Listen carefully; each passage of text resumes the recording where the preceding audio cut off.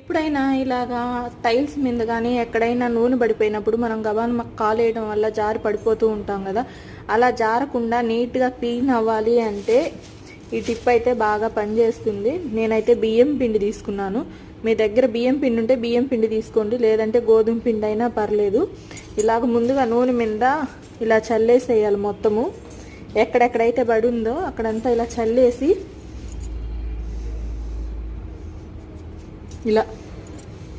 ఇలా చేసేస్తే నూనె అనేది అంటుకోకుండా నీట్గా క్లీన్ అయిపోతుంది. ఇప్పుడు నేను క్లీన్ చేసిన దగ్గర మీకు చూపిస్తాను,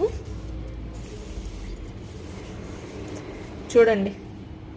ఇప్పుడు ఇక్కడ నూనె పడింది కదా, నేను క్లీన్ చేసే. ఇప్పుడు మీకు ఇక్కడ చుక్కలుగా కూడా కనిపిస్తుంది కదా, ఇక్కడ కూడా తుడిచి చూపిస్తాను చూడండి. ఆయిల్ మరక అనేది కూడా కనపడదు మీకు, అంత నీట్గా వస్తుంది.